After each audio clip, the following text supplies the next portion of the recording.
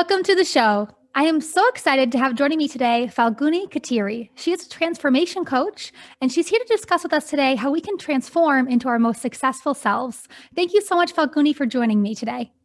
The pleasure is mine, Jessica. Thank you so much for having me. It's an absolute pleasure for me as well. I have been following you online for so long now. I love your daily words of inspiration and all the tips you have for us. You have such a positive outlook on really life. And I always enjoy speaking with you in the past as well when we've spoken over the phone. So it's a pleasure to have you with us today. Thank you for your time. And what a great time to talk about transformation when we're starting this new year of 2021. And I can't just be me. I think it's everyone in general is really, really embracing this sort of new year in a new way than we have before, because we have had such a rough run in the past in 2020. So even though, it's not a big change, mentally, it's all that matters is that you have that shift and that focus. So I'm really excited to talk to you about transformation, especially facing this new year. Can you speak to us a little bit, Falguni, about your own experiences and how you came to develop this passion you have for helping to coach others and really change their lives? Yeah, absolutely. So thank you so much for that beautiful introduction, Jessica. And I am so thrilled to be here and to be talking about my favorite topic of all, transformation. I think it is just wonderful that this time of the year we get to talk about it in a totally different light. Transformation has meant us different things way before 2020, and now it has a totally different meaning just because of everything that we have gone through and grown through, right? So the idea here being that, when we talk about transformation, we are talking about something that we have left being and now have transformed or become something totally different, something new, something evolved, something better, right?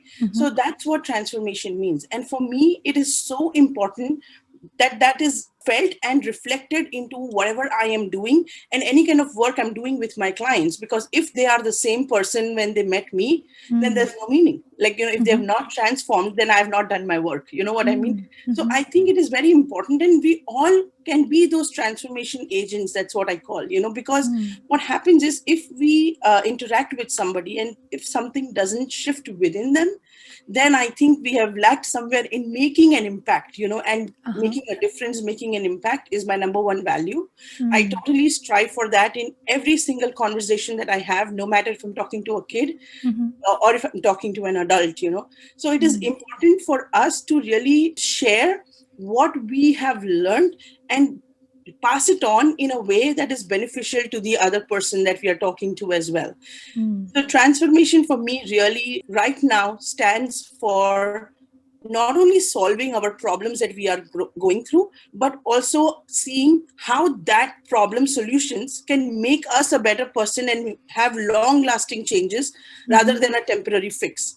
So that's what transformation truly means to me, like becoming something that you were not and not going back to what you were. So that's what it is. Yes, you're right. So it's so easy to sort of make small shift, but if we fall back into old habits, then what's the point? And I'm thinking about my own life, and I feel like I've gone through a transformation maybe a couple times, and it seems to be at really when I was faced with sort of pivot points, or maybe when something really tragic happened, or things like that. Do you find in working with your clients, does transformation have to occur really when you're having a loss or having something really substantial happen to you? What is the best time we can transform? Do we have to be facing a big challenge? See, for any transformation to happen, definitely there has to be a urge to transform, a need that rises within you to be something different, to be something more. It's not necessarily as problematic as you may think it should be. I don't think it requires a problem to be solved. It just requires the urge of feeling something different, doing something more that needs to be addressed. Right?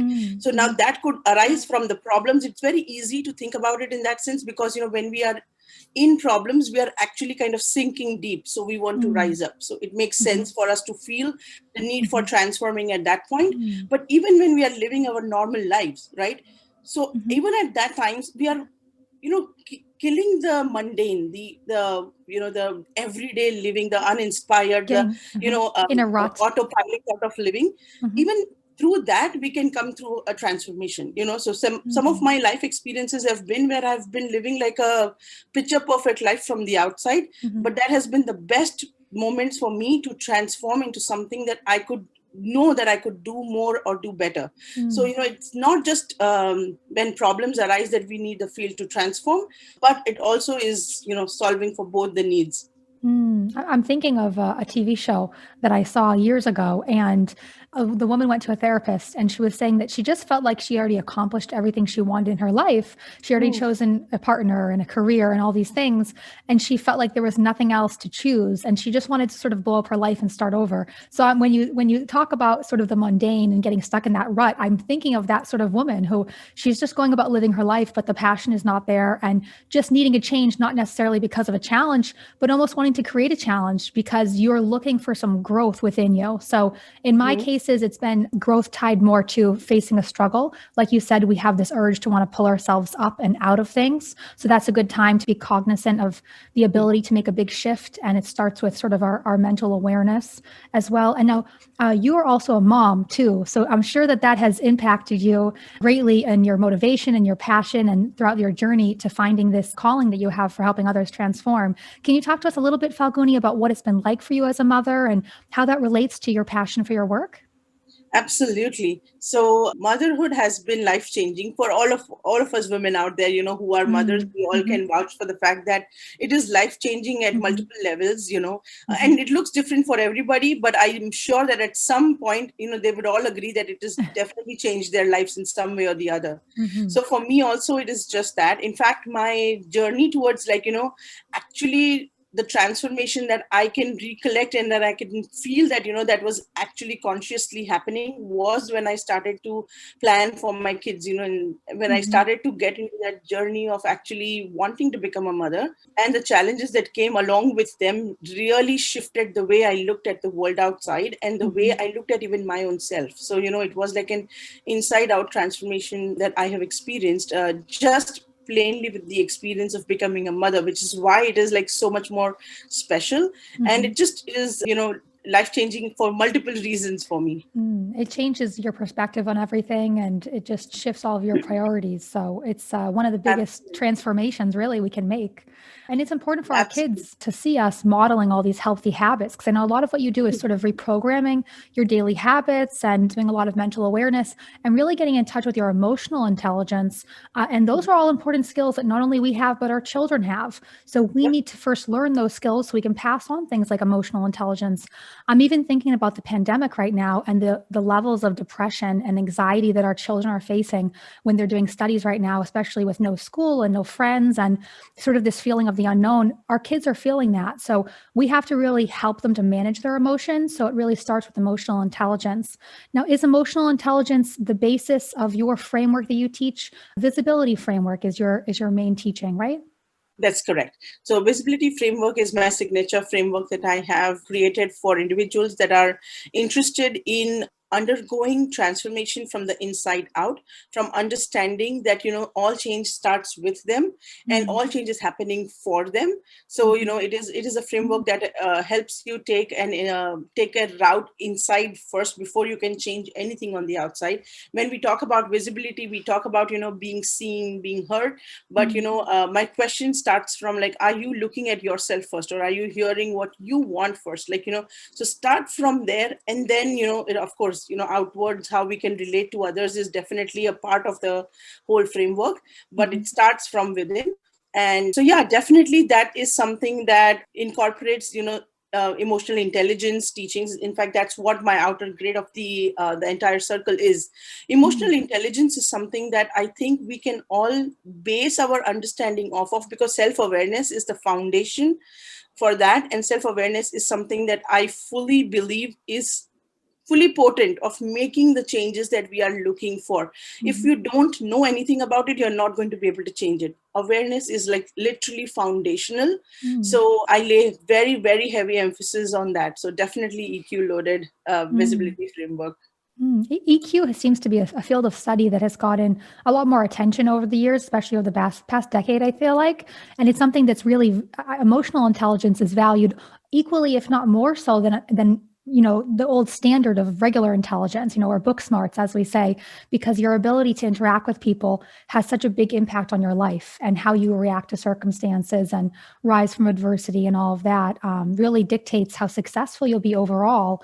Do you find that that's true when you're working with your clients? Because do you typically work with clients that are business owners, or more in the professional field, or mothers? What do your typical clients look like that you're serving? My typical clients are working mothers. They are Mm, the ones that I resonate the most with. They want, their problems are something that are like very very relatable for me, and then so my stories are therefore very mm, relatable for them, and so it just makes for a beautiful combination. I've mm, worked with working mothers that are business executives, business leaders. They are mhm, entrepreneurs and such. So I've uh-huh. worked with all of them. I have also worked with males, but I just resonate very very heavily with the females. Yeah. For me, I think we were going back to the emotional quotient that Mm, you were talking about, the EQ that you were talking about. mhm, I strongly believe, Jessica, that the EQ is definitely important. There's no doubts about that. But I think I have coined a new term called awareness quotient, AQ.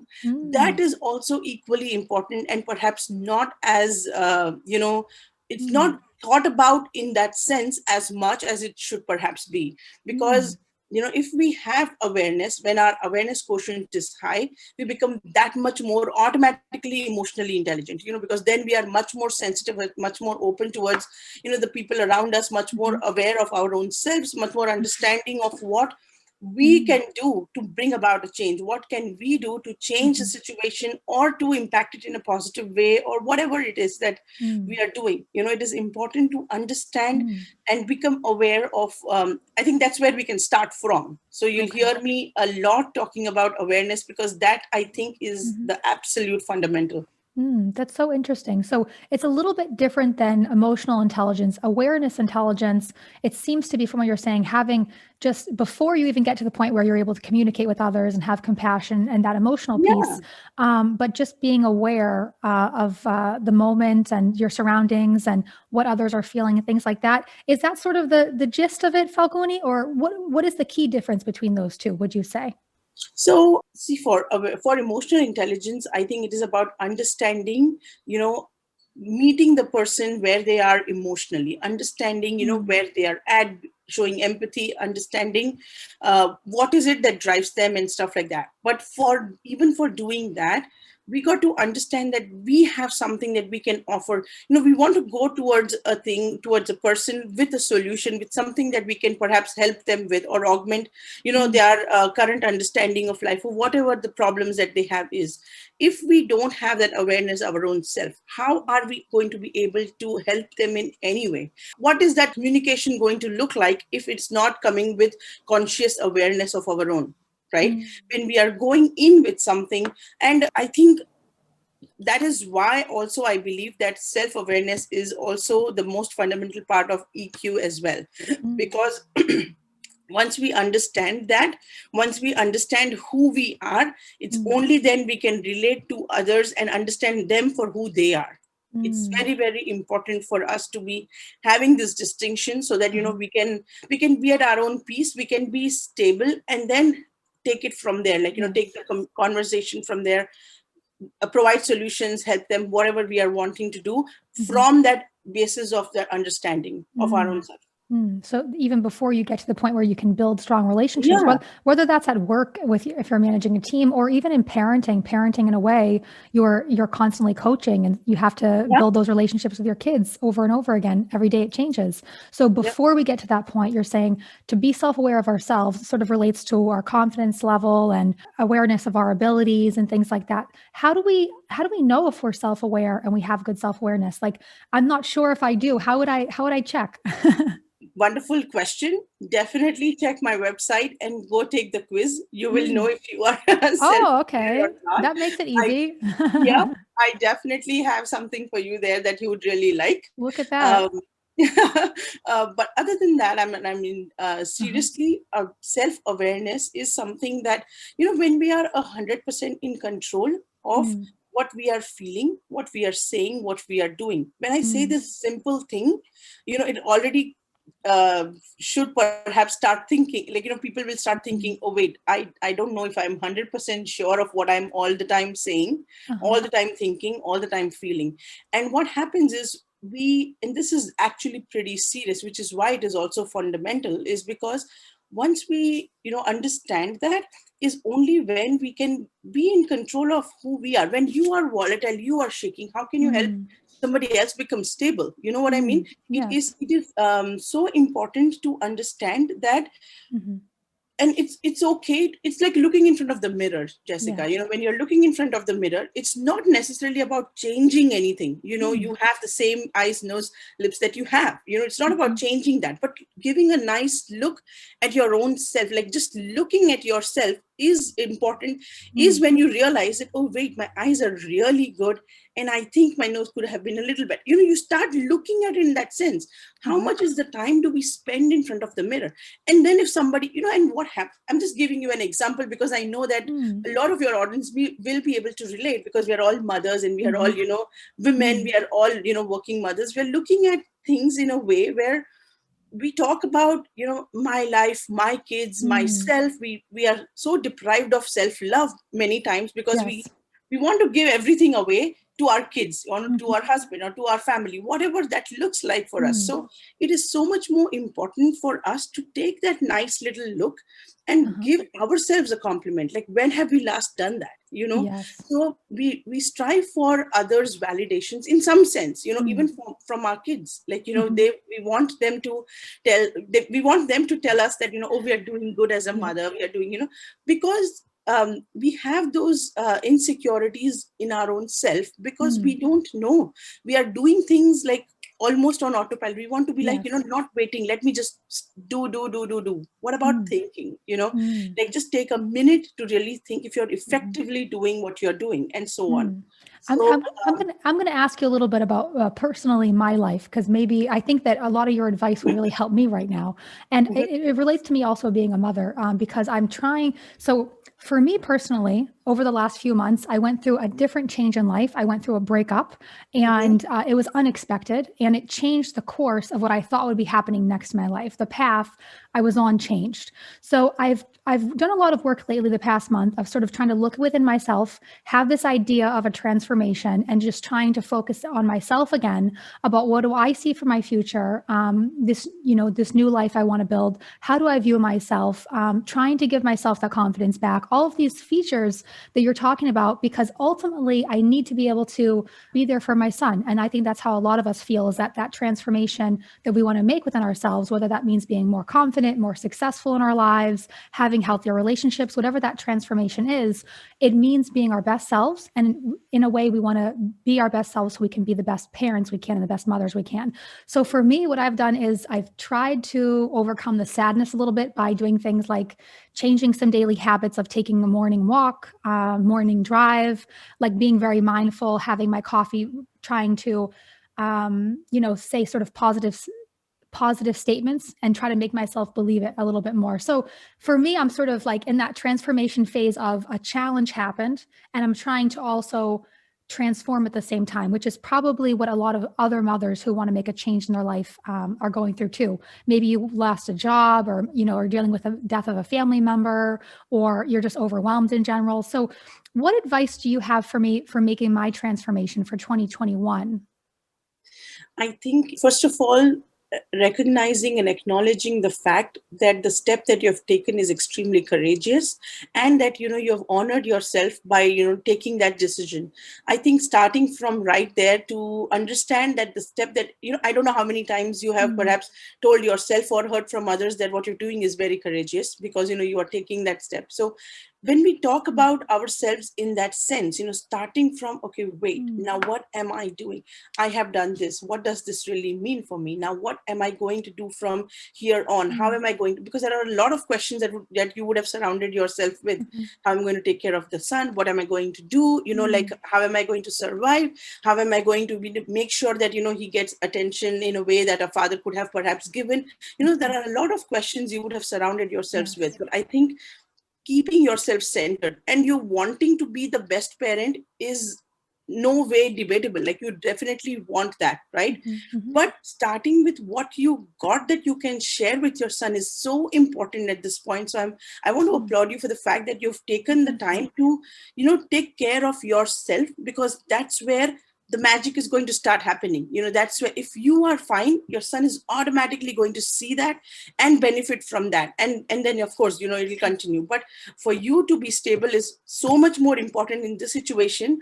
And for that stability, you need to go inwards, and you need to find that source within of your strength, because no matter how much people tell you you are amazing, you're awesome, you're strong, unless and until you don't feel it, you are not going to really believe it, right? So going, and I think whatever you are doing is extremely important. The affirmations that you say in the mornings, and whatever you are doing right now is great. I would recommend you to do something called an automatic writing or just journaling, because that will also open up a lot of opportunities, a lot of thoughts in your own head that will help you. And it could be intentional writing, it could be just automatic free flow writing, right? Practicing that will also open up a lot of avenues in that sense, and a lot of ideas will come forth. The other thing is that every time a positive self-talk, we have all heard about that, right? And we give ourselves a pep talk now and then. I have found personally, Jessica, I have found that looking into the mirror, a serious look, right after I brush my teeth, this is my routine and I'm just sharing it with you, that I literally give myself a nice 4 to 5 minute look into the mirror, and I give myself beautiful compliments. And this is first thing in the morning, right? I just want to remind myself of it. Just kind of helps me clear out all the fog that I have, because when you get up, you get up with the stress of what all you want to do today, what all you want, but getting up and telling yourself that you can do it, and why, just and it started with saying, oh, you're looking good, you're this, but then it started getting more deeper.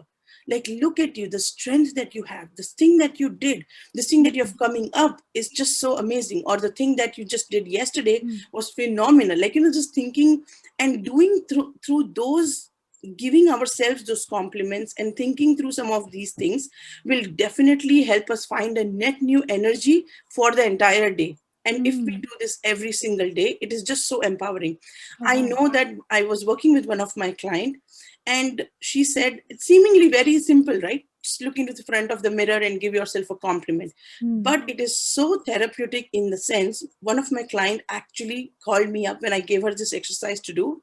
She called me up and she was crying. And I'm like, what happened? She's like, I have not looked into the mirror the way I did right now.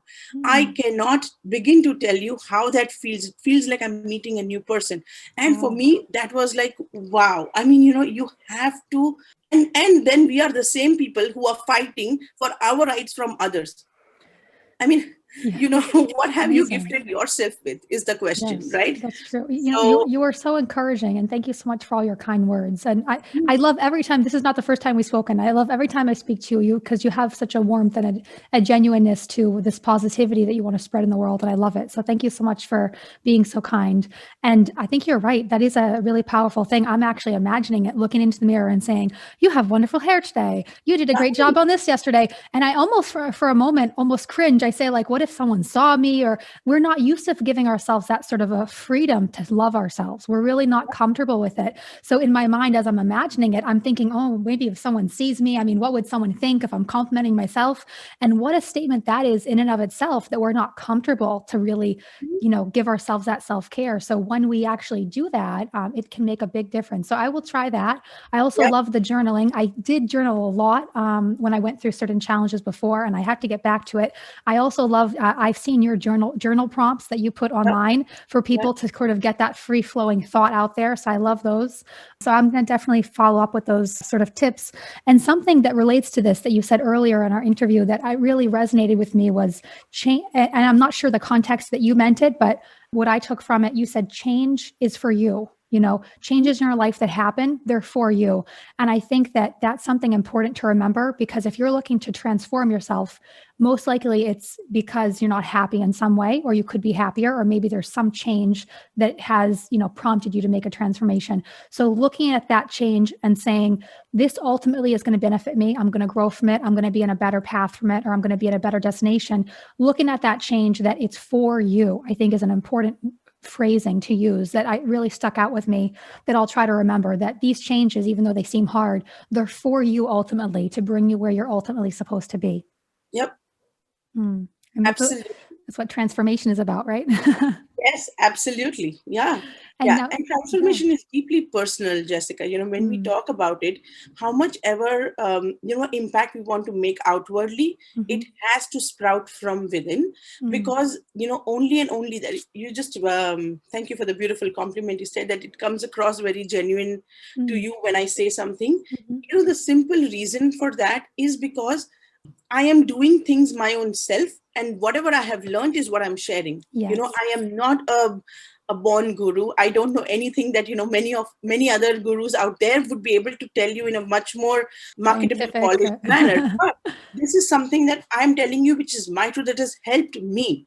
And the beauty of that is that my scale was the people that I surround myself with. My family, especially my kids, my husband. I ask them, for feedback, not to anybody else, because, these are the people, if I don't impact, and if they are not able to see the change in me, if they are not able to notice the transformation in me, what good it is for anybody else outside to do. So, I'm going through the changes myself. I am feeling a change. And if they are feeling a change, then it's a win-win, right? They are understanding it. They are getting impacted by it, and they are wanting to do it themselves, right?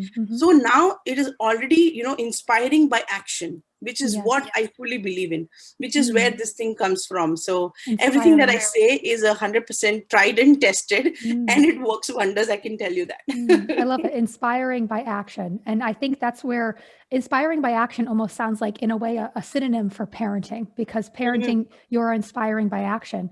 As a mother, how do you feel coaching and transformation relates to parenting? How can we help our kids, sort of, hone in on their awareness, their self EQ skills, all of that? How closely related is parenting and coaching in your work that you found? Very. Oh my God, very. So for me, I think, coaching was just one aspect of my personality that came across so strongly when I became a parent. Before that, I didn't know I was doing it subconsciously, because once you are a coach, once you are, you are a counselor in that sense, you just be that. Once you are a motivator, you are that, no matter, whatever, wherever you are in life, or you call yourself a coach or not, you still are one, right? So, and that's the kind of feedback I used to get, but not really pay attention to. But when I started to hear that from my kids, and so for me, parenting was a big, honor that we are blessed with. I feel like, to be a mother, to actually give birth to somebody that's come through you in this world. Let's be very clear, it's come through you, it's not for you. So, just come in this world through you, and we have the power. Can you imagine the power that we've been blessed with, to really feed it, mentally feed it what, is going to be helpful, or stay with them for the longest time, for the rest of their life, right? So for me, it was so much important to be very, very conscious of what I was thinking and feeding to my kids, in that sense, mental wise or emotion wise, right? Because that's going to stay them forever. When we share the news of we being pregnant, our parents, our friends, and everybody will start saying, oh, eat healthy, eat this, eat that. What about think healthily, like be sure that you are feeling good, about your own self, so that you can transfer the same emotions, the same confidence to your kids, right? So for me, it was very, very important to be conscious of that, and to be able to gift my kids with the best that I want to have them be, right? So for that, it started with me. I fully believe in the fact that our kids start picking up from us the learnings, even when they are, even when we are pregnant, and when they are within us, right? And I can tell you that my mother, she was, reading a particular text while she was pregnant with me. Jessica, the day I was born, to date, I have never even had the need to touch that particular scripture, that book, and I know it by heart because my mother religiously did it every single day.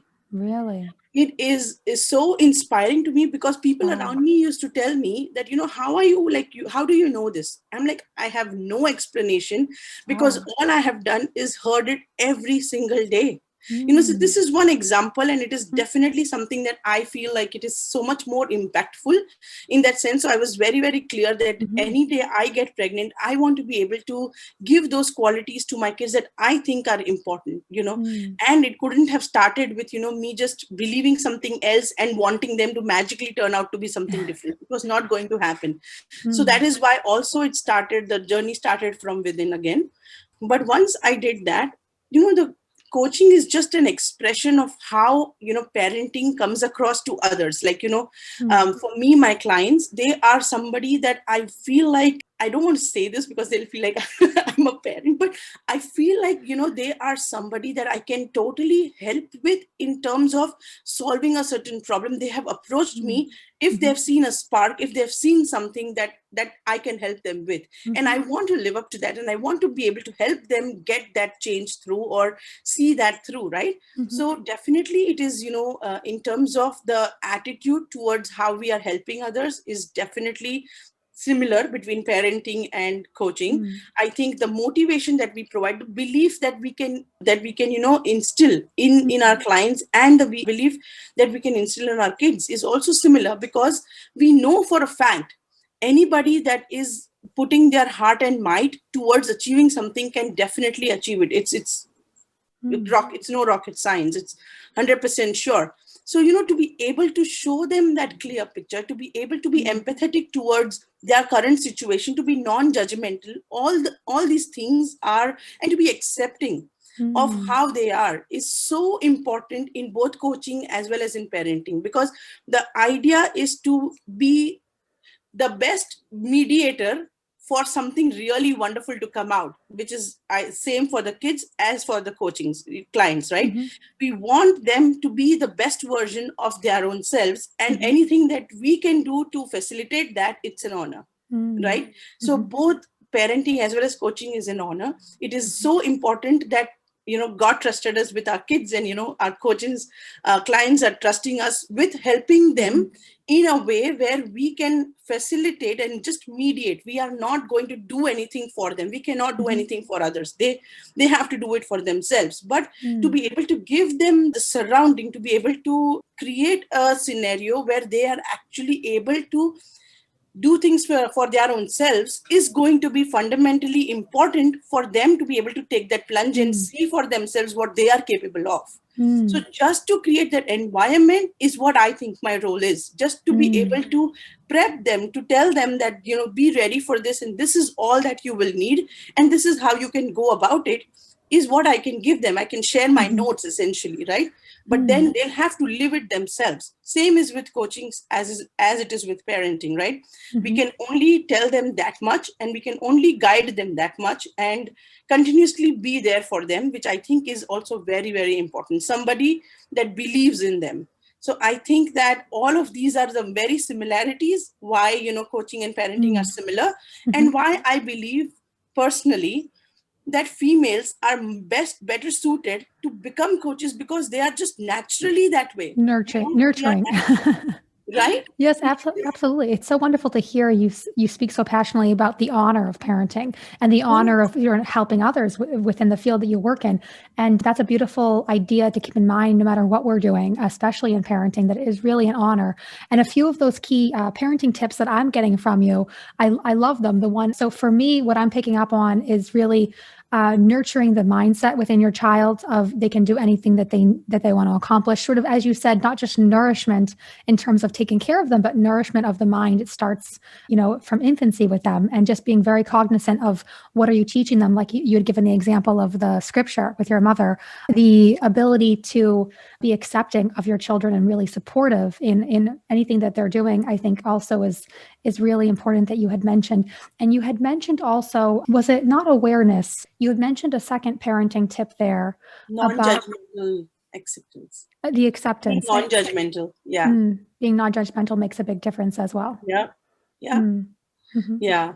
And believing in them, I think that's what people are looking for, for any Uh-huh. growth to happen.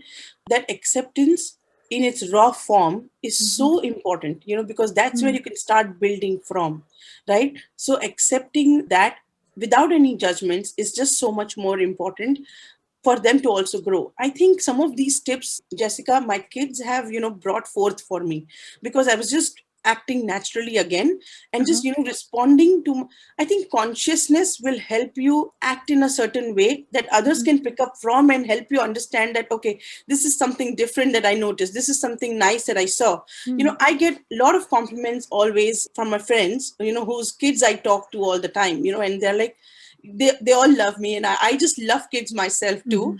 And I just love those coachable moments, because there are so many, right, in Mm. everything that we do. And I personally really think that 2020 was such a fertile time for me to spend time with the kids, to Mm. really help them see things in a way where, you can talk to them so tactfully, in a way where they get the concept that you're trying to explain to them, but it is Mhm. still in a format that they can digest and they can understand, right? And Mhm. that it stays with them for a long time.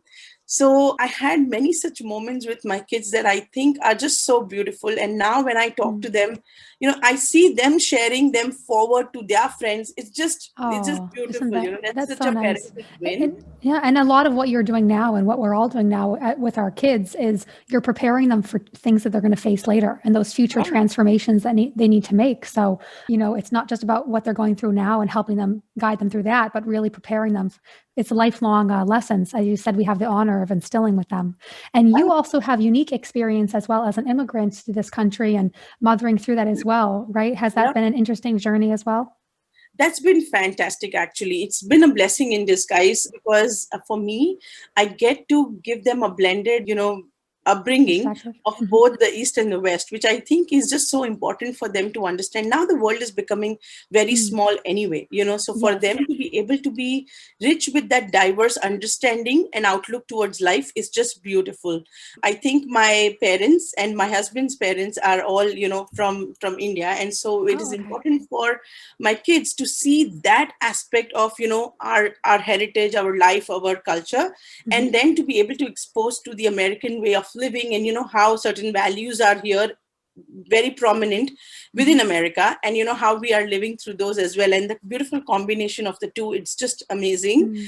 I like the fact that we are able to be a balanced mix between the two. So we are Mhm. not extremist in that sense, but we're trying to understand. And I think that's how Mm. holistic living is all about. And I think now the world that we are heading towards, it is Mhm. definitely a world of being balanced and not extremists, because, Mm. there are no extremes left anymore, because now everything is so merging together, and it's all coming together in a way where, Mm. anybody who is not adaptable, and Mhm. anybody who is not accepting of the diversity and the beauty that it brings, Mm. is going to be left out in that sense. So it is Mhm. important to be accepting of that. And I am so glad Mm. that I get to practice that every single day, right from small little things Mhm. like, what kind of food we are going to eat, to the language we speak, Mm. is just so beautiful, because now Mhm. my kids already know 4 different languages. Oh, Me and my wow. husband speak different languages. There is a national language, and then there is English. So, Mm. they already speak different languages. They already eat different kinds of food. Mhm.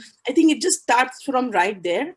And Mm. they're so much more accepting of other people, because now they understand that that it's okay, for this looks to be different, for the food to be different, for everything to be different, which Mhm. I think is a huge win in that sense, because, that way they are already stepping out, believing that different is good and that different Yes. is okay. Mm. So that is so important for me. And so cultivating those things, is just, I'm just Mhm. so happy that I get to do that. Oh my gosh. Yes, absolutely. It's what an accomplishment just to, it's very hard to get kids to see differences as something Yeah. that's positive so that you've been able to do that with your kids. They're going to be able to take that with them through their whole lives. And it's really inspiring and refreshing in a way also to hear you speak so positively about you sort of blending everything, because a lot of times I think we let other people's opinions get to us and get overwhelmed. And you could have come here, new to this country and facing motherhood and let it sort of like bring you down and feel that people were judging or anything like this. And instead you look at it in a different way, and you've created that reality of, looking at the positive sides of things and being able to blend the culture, being able to expose others to your culture too, maybe friends and your children's friends, and just sort of expanding people's mindset. So look at how beautiful it is that the same experience, if you view it one way, it can bring you down. And if you view it another way, it can transform you and bring you up. So I think that really embodies everything that you teach, and you can see that you really live that. So that's really beautiful as well. And I did want to ask you one more question, because I know that, you have your kids, you have your business, you have all these different priorities. And one of the things I've heard you speak about before is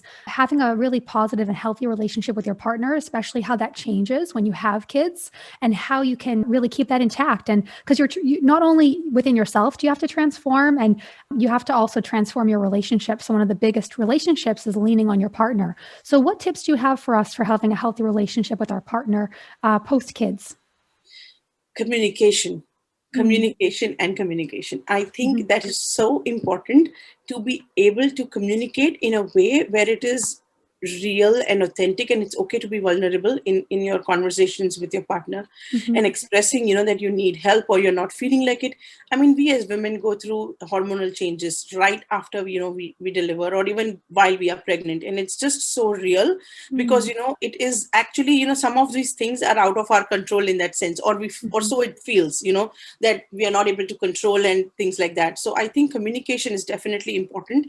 The other thing is, making sure that the relationship with your partner is not impacted or least impacted with the new kid coming in, because now the dynamic is going to change. All our love is definitely towards the new, all our time and attention is also there, because it's much more required there.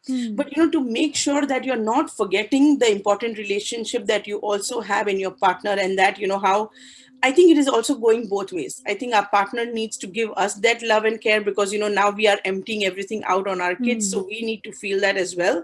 And plus the hormonal changes that we are going through, so to be able to hear that is definitely going to help a lot.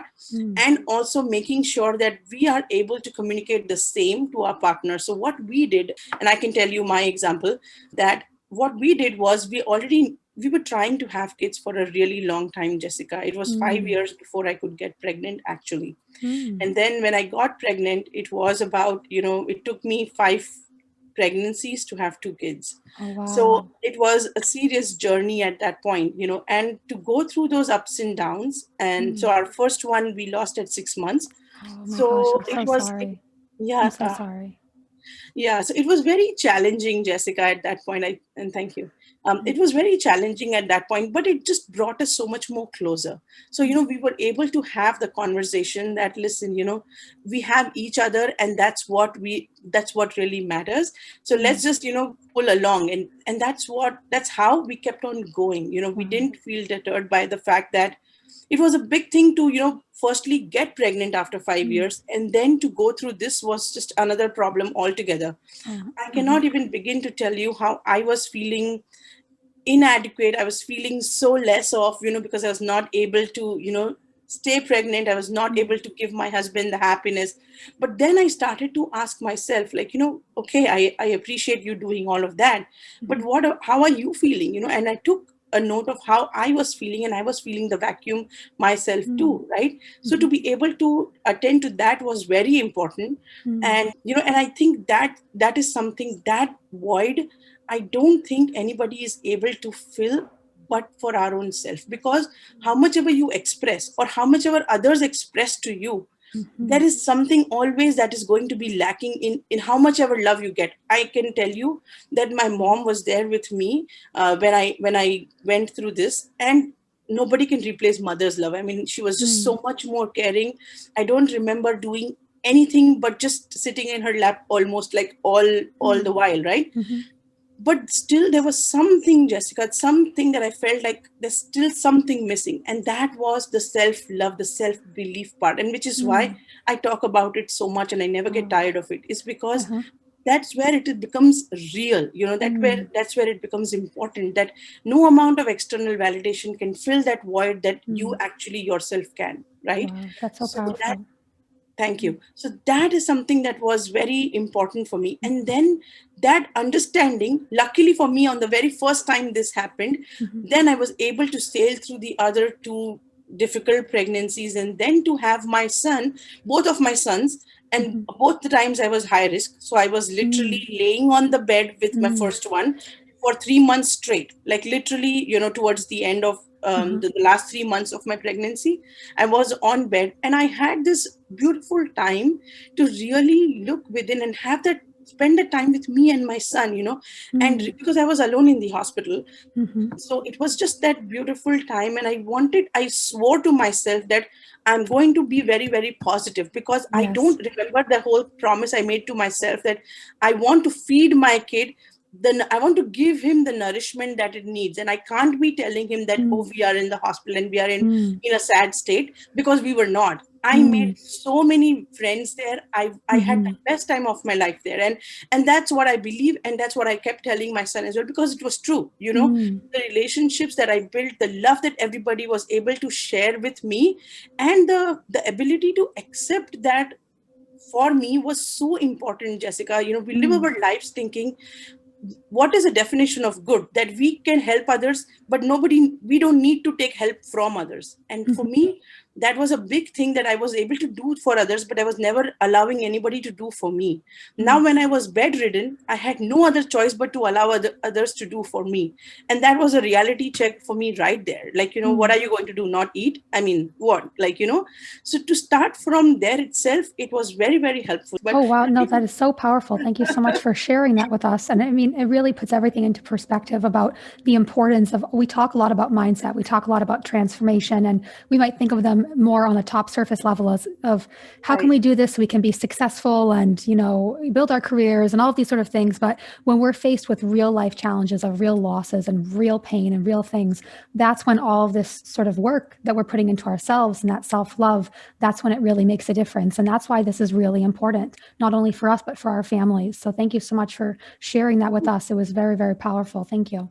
Thank you, and I thankful for letting me share this experience. But I think that is when we realized that, me and my husband, we started to communicate with each Mm, other in a way where we said that we will definitely, we are both looking forward for our kids to happen, and we really want a very happy life for them. This would mean that initially we would be, of course, our attention would be towards them, but mm, let's just remember to not forget to hold hands when we are going through some of these things. yes. So, and the best part was that we were able to live that through, in the Mhm, sense that we were there for our kids whenever they needed. To date, we of course are there for our kids when we needed. There were ups and downs in how we were able to keep that promise to each other, though, in this whole mm, journey.